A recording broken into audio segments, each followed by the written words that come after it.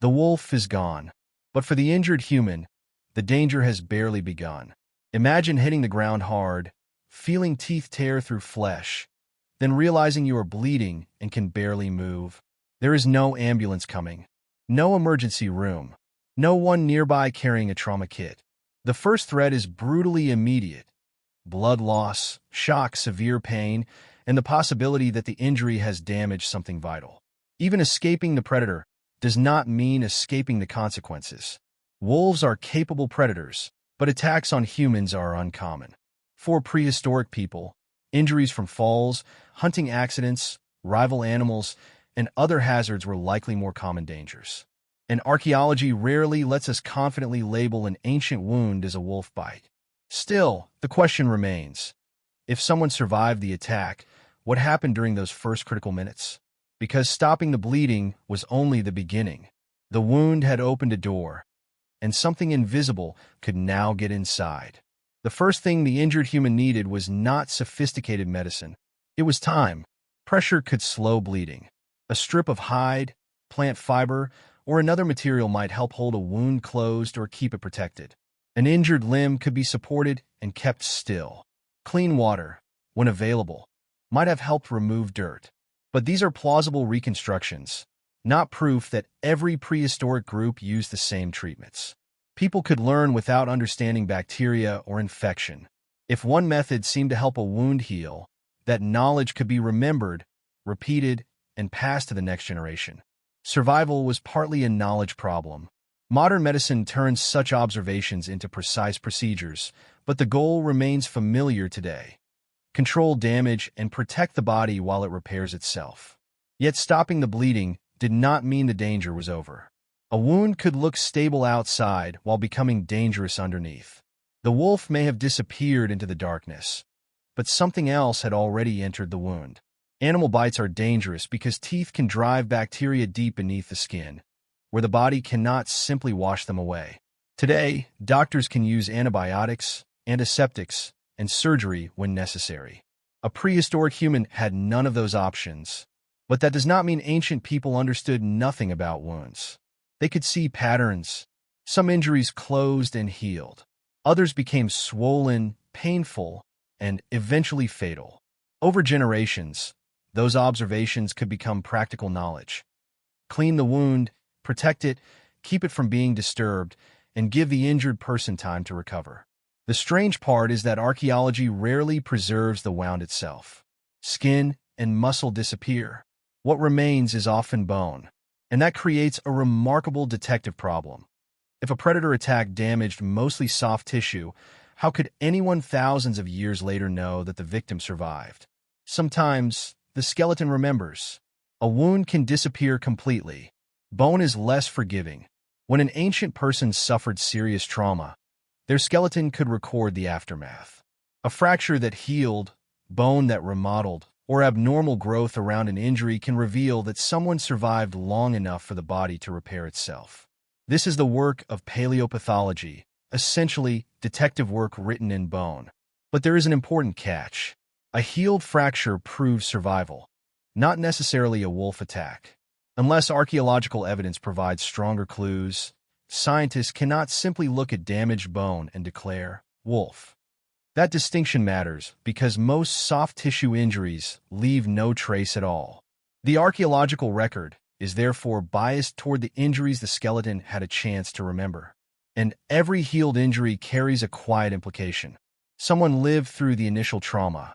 Then they stayed alive long enough for their body to rebuild damaged tissue and bone. Modern doctors can watch healing with scans and follow-up appointments. Archaeologists have something much slower: biological evidence left behind thousands of years ago. But a healed bone proves survival. It does not explain how that survival was possible. Imagine trying to survive with a shattered leg when simply walking could expose you to hunger, cold, or another predator. Alone, even a survivable injury could become fatal. But inside a group, the equation changed. Someone could bring food. Someone could carry water. Others could provide warmth, protection, or simply remain nearby while the injured person recovered. Archaeology gives us clues that some ancient humans survived serious injuries and physical impairments for years. But a healed skeleton does not automatically prove that a group cared for its owner. The person may have remained surprisingly capable. Scientists have to be cautious. Still, human societies have an unusual capacity for cooperation. Kin selection, reciprocal cooperation, and shared childcare are all part of the evolutionary picture that helps explain why humans can support individuals who temporarily cannot contribute much. A hospital concentrates specialized care into one building. A prehistoric group could spread those survival tasks across many people. That may have been one of humanity's oldest advantages. But surviving one attack was only half the problem. What happened when the injured person still had to live in a world filled with predators? Surviving the bite was only the beginning. The real test could last for days or weeks. An injured human needed more than a wound that had stopped bleeding. They needed water, food, warmth, protection, and enough rest for damaged tissue to repair itself. Even walking could become expensive when every movement required energy that the body desperately needed for healing. This creates a problem prehistoric humans could not escape. Recovery consumed resources, while the environment kept demanding them. Food still had to be found. Cold still had to be endured. Predators did not care that someone was injured. Modern patients recover inside an enormous safety net of shelters, medicine, transportation, and constant access to food and water. A prehistoric injured person had to recover inside the same wilderness that had caused the danger. That changes what survival really means. It was not simply about having a tough body.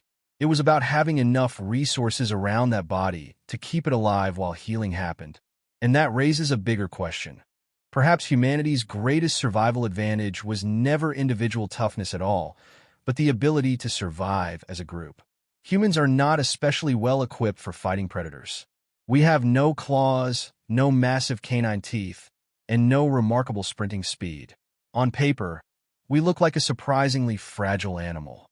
Yet humans built shelters, mastered fire, shared information, developed tools, and coordinated with one another. Those abilities changed the equation. An injured person was not necessarily a lone body trying to survive. They could exist inside a network of people who remembered dangers, shared resources, protected vulnerable members, and communicated threats. That does not mean wolves drove humans to become cooperative. There is no simple evolutionary story that neat. Cooperation likely emerged from many pressures, including raising children, finding food, defending groups, and surviving unpredictable environments. Predators were simply part of that larger world. And this reveals something important. Human strength has often been collective rather than physical. Modern hospitals, emergency services, and communities still work on the same basic principle. So if a predator could overpower one human, perhaps the more important question is this: what happened when that human was surrounded by others? The wolf is gone. The wound has closed. But the real story was never about defeating the predator. A prehistoric human could survive serious trauma when biology, knowledge, environment, and other people gave the body enough time to recover. Archaeology cannot tell us that every healed injury came from a wolf. Soft tissue usually disappears, and even damaged bone rarely identifies its exact attacker. But healed trauma tells us something remarkable. Some humans survived injuries that could have been devastating without modern medicine. And survival required more than toughness. It required food, warmth, protection, rest, knowledge, and time. Today, those same needs are concentrated inside hospitals, families, emergency services, and communities. We rarely notice the system because we live inside it. For prehistoric humans, that system was much smaller and much more personal. The most important survival technology may not have been the spear, the fire, or the shelter. It may have been the people who stayed beside you when you could no longer survive alone.